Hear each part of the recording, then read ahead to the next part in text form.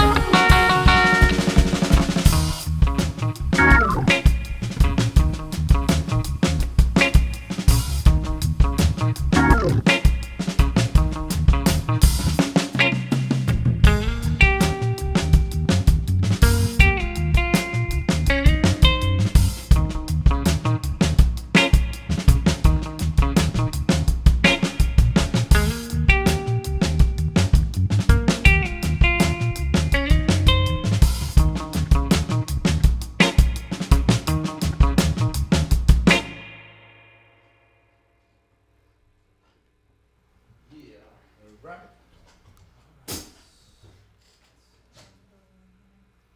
You good? Yep.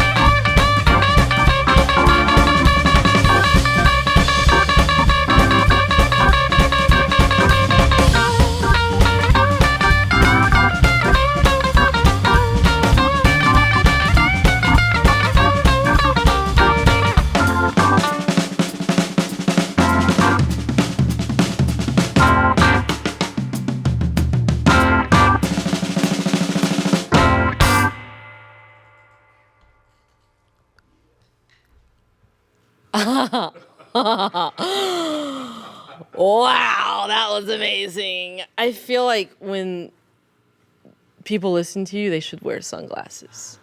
I don't know why. It just feels like it's part of the whole thing. I also make weird faces when I dance, so I had to put mine on because I'm like, God, I love this. Wow, thanks for being here, Parlor Greens. Wow, Parlor Greens consist of Jimmy James on guitar. Yes. Tim Carman on the drums. Hello, Tim. And Adam Scone on the organ. Yowzas. So this is KEXP, and they're in the live studio right now. And let's talk. I'm just sort of not, I have to come down really quick. That was really great. So let's just start with something easy. So how did you all find each other? Yeah, I guess I can take that one. So I mean, I've been a fan of Adam and Jimmy for a long time, and I kind of met those guys just while working with Coal Mine Records. And Terry, the owner of Coal Mine, and I had been talking about doing an organ trio record, and their two names popped up. So we kind of just scheduled the session in Loveland, Ohio. And last year, I think it was in April, we all met up there and cut the record in like 4 days. So yeah. Yeah. Wow, in 4 days? Yeah, it was quick. It was fun. Yeah, of course you guys did. Jesus. Tim, for you specifically, what is it about Jimmy James's playing and Adam's playing that you like so much? For sure. I mean, Jimmy's right hand, what do they say? You got the baddest right hand in all of guitar. I mean, his rhythm playing is insane. And then you see him break out a solo and play with his teeth and stuff. I mean, he's one of a kind. There's really only one Jimmy James, and I'm Oh, honored to make music with him for sure. Thank you. And Adam Scone, me and him kind of bonded over like '60s organ trio records, specifically like Big John Patton, Jimmy Smith, stuff like that. So I've been a fan of his solo work for a while, and he's another just incredible player that I'm grateful to share the stage with. So yeah. That is great. Adam, what do you love specifically about Jimmy James's playing and Tim's drumming? Well, it's such a wonderful group to be in because I feel so supported by these guys. I mean, Jimmy's time is so great and it's so much fun and the energy is awesome, and same with Tim. I can just sit back and relax and just have fun, you know? Yeah. Because all I have to do is close my eyes a little bit and hear those guys, and it's most of the things are already done. Yeah. Jimmy James, same question. What do you Okay. love about these two gentlemen's playing? And on this guy for a while too, because he's coal mine label mate. Yeah. Very solid, and especially when you can hear songs and where he can, you know, when you play the maracas and stuff, Oh, he yeah, can yeah. subdivide himself, which that's a hard thing to do. Oh, I'm sorry, forgot the. I'm sorry, it happens, but yeah, I mean, rock solid person, just personality, and the music. Same thing with Adam. It comes out in their playing, their personality. And Adam, I know him because he did a Daptone. Well, actually, it was a LA session we But did. first time was the LA First time, session, yeah. and then we did a Daptone session for Scone Cash players, and so we got to do that, and that was fun itself. So playing with these guys, it's just like I'm a lot happier than I've ever been in a long time. So it's just like playing with rock solid cats. Amen to that. You know, who've got it. It is just like right in it, you know. So I'm sorry, I keep get away from the mic. I'm sorry. It's all good. But it's just great playing with these guys. Like I'm a fan of both their playing, you know, and stuff like it really rock solid. Just and it again, personality comes out and you hear it and a lot of heart. So there it is for the, you know, that's why I see it. So you all communicate. You're like, yeah, let's play together. Let's jam. You all meet somewhere. Ohio, it sounds like. Yep. You all meet somewhere. You go into studio or whatever you're rehearsing at. What's the first rehearsal like? No rehearsal. No rehearsal. The first thing we played was West Memphis. We just sat down. Yeah. Literally, like we all flew in, and that night we got all the sounds we needed. We sat down and just made that up pretty much on the spot. I remember that day because you had just picked me up at the airport. You were with Adam. Yeah. And I remember talking to Terry, and I remember I started hearing the drums start playing something, and I heard Adam. I was like, oh, well, you know what? Might as well just start playing. And yeah, West Memphis got started that day. Yeah. That night, actually. You know, so it was, And how do the songs typically come together? Is it just jamming? Is it like maybe Adam has an idea? It's like, hey, what do you guys think of this? Right. Is that Yeah, we had written some songs together, sort of throwing around ideas. Tim would send me some drum parts, and I would come up with some melodies and some stuff. But also, we left a lot of room to just open it up in the studio for whatever happened. So it was a good mix of both, kind of arranged songs and unarranged songs. Yeah, great. And I love the name Parlor Greens. My family's from Louisiana. I was born in Seattle. My family's from Louisiana. So when I heard the name, I immediately smelled greens, right? Southern greens. And the music, this is the kind of music you would hear too when you walk into a room and someone's making greens. So I'm just kind of curious, who came up with that name and why that name? I guess I came up with it. I mean, exactly what you said. It's kind of has like a warm, welcoming vibe to it, and that's kind of what we're trying to create in this group. But it's also parlor green is technically a shade of green that was used in parlor rooms in the 60s. And we also are like hearkening back to that time in music. We definitely take a lot of inspiration from 60s records. But overall, it's like, you know, a parlor room is where you come together. And I think that's kind of what we're trying to do here. So it has a nice double meaning to it. Yeah, you could have called yourselves The Kitchen. You could have called yourself Yams. You could have called yourself Gumbo. I mean, just all of those feelings come when I hear this music. I love it. Yeah, for sure. So, and you know, this is a tired question, I'm sure, but I'm just curious individually. I'm gonna start with you, Adam. Okay. Who your biggest musical influence? My biggest musical influence, I mean, I love Jack McDuff. I love Big John Patton. I love Jimmy Smith. I love Charles Erland. I mean, the list goes on of organ players. But also, I love the Sidemen. I mean, I used to work with Lou Donaldson and Ben Dixon, and they're my biggest influences musically for sure. That's amazing. What about any non-musical influences that you would say influences the kind of music you want to make? Well, I love to go in a place in art where I just feel surrounded by creativity. And the first thing that came to mind was different painters that I love, like Kandinsky or Rothko. Just that feeling of warmth and just being overwhelmed by artistic vision. Yeah. It's what I love about music is you can sort of close your eyes and play and sort of paint a picture that only you can see. And then when the song's over and you don't record it, like you saw that painting. You know what I mean? I love that about kind of just being in your music and just kind of envisioning it. Jimmy James, we go way back. I know some of your influences, but some folks may not. Okay. Well, I'll say I'll start. My first two musical teachers would be my late mother and my late sisters. They were my first musical teachers just because of the records I was around at that time and still listen to this day. And then when also, my guitar influence, I'm going to start our favorite hero from hometown of Seattle, the late, great James Marshall, Jimi Hendrix. That's right. I would say Steve Cropper, who I got the chance to talk to, so I'm very happy with that. I was going to ask you about that later. I got my chance, so I'm very happy about that.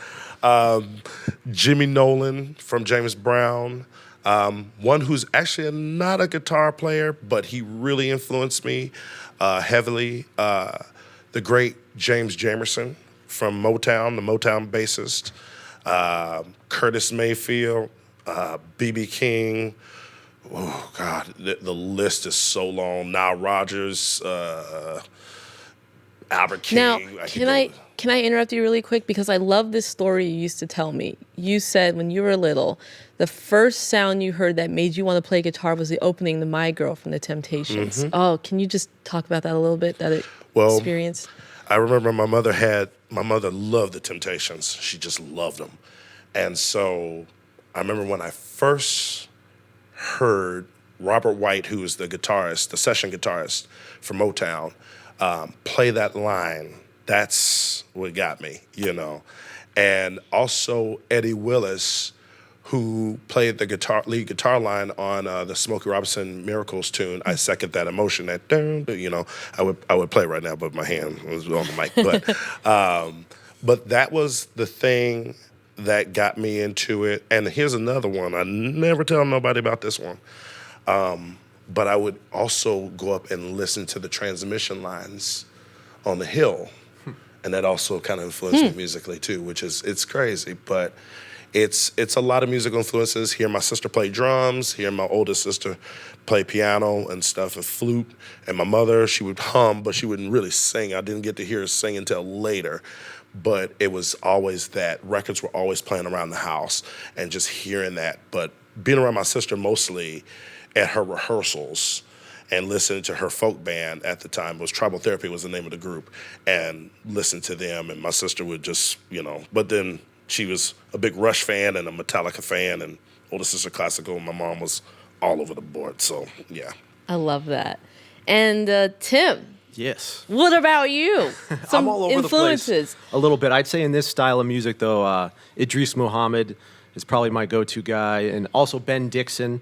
That was one thing that I always thought was pretty amazing. Scone played with Ben Dixon, and he's one of my favorite drummers, especially in like the 60s soul jazz world. But I also, I got to give it up to my older brother. He put a pair of drumsticks in my hand when I was like 10 years old. He started a punk band, and he's like, I don't care what you say, you're playing drums in the punk band. And that's basically how I got my start. And he dragged me all over the city of Boston. And, we played all these like dirty punk basement shows. And so it was a cool experience. And my parents too, they had music playing nonstop in the house. So, definitely they're huge influence. So, that's great. Yeah. And Jimmy James, quickly, can you tell us about that Steve Cropper story and how that came about? Wow. And explain a little bit of like his background and all that for people who don't know. I could start I'll start where I was talking to. I'm sorry. Sorry. It happened. Microphone. I was on Carol Pop, a podcast, and I mentioned how much I really, dug Steve Cropper, and Mark Carroll was the one who said, "Oh, well, he's." I just interviewed him. I think it was last year. So he's like, "I'll talk to his publicist." So when I got the email, I was like, "No, this is not happening." And they're like, "It is happening." They said, "Can you talk to him tomorrow?" And the Trulos had to go do a show, but we were like, okay, it was 9 a.m. And so we get on there, and they said, okay, he's 10 minutes late, but he'll be on here. And then all of a sudden, I hear his voice, and I told him, I said, well, subconsciously, West Memphis, speaking of Memphis, because Stax is out of Memphis. And I said, I kind of thought of, Soul Man a bit from Sam and Dave. And I played it for him. And so he really liked that, and it was like, I was like, oh my God, it's Steve Cropper, oh my God, And people who, if you don't know, Steve Cropper was the one who co-wrote Sitting on the Dock of the Bay with Otis Redding. He co-wrote In the Midnight Hour for Wilson Pickett. That's him on Soul Man. When you hear Sam yell out, "Play it, Steve," you hear that. All the stuff with Booker T and the MGs, Green Onions, his list could go on, and just sat there and listened to him, and it was just like one of the legends who was there, to hear him. It was just like, whoa, what is this? But it was just, I could just sit there and listen to him talk about it for hours about all the stuff he did, and it was just like, I just want to sit in a room with him and just play. Yeah. But there's another story in there. They were talking about trying to get us to jam together. So hopefully it'll happen. It'll we'll happen. See. We'll Steve see. We'll Cropper. see. It'll happen. Yeah. Ask him. I've got 2 more questions. I'm going to totally get in trouble for making this interview too long, but I'm going to ask for forgiveness. So, Jimmy, I'm curious. I know your mother was a singer, and I know you two were very, very close. I got to meet your mother. She was an amazing woman. That's just, that's an understatement. How is she still influencing your music today in this new project? The records that she played, the records she played for me for years and stuff, everything again from Motown to Stax to the Impressions, Sam Cooke, you name it, Funk Incorporated, Prestige, that was one of her records, and it's her blood that runs through me, and just her spirit, and I miss her so much, but if it wasn't for her, I wouldn't be doing it. She was the one who was not only my biggest supporter, but also could be my biggest critic too, but that's what I miss. I miss telling her all these things, and stuff like that, but she's still in my ear. I still hear her in my ear, so, she knows about it. That's great. So, that's great. Well, my final question to you all, Parlor Greens. For anyone watching this video who wants to explore more of this style of music or organ trio music, or wants to get into making this kind of music, one song from each of you that they should listen to. Go ahead, Adam. Jimmy Smith record. I would say listen to the song Organ Grinder Swing. Jimmy James? Shoot, boy, that's a tough one.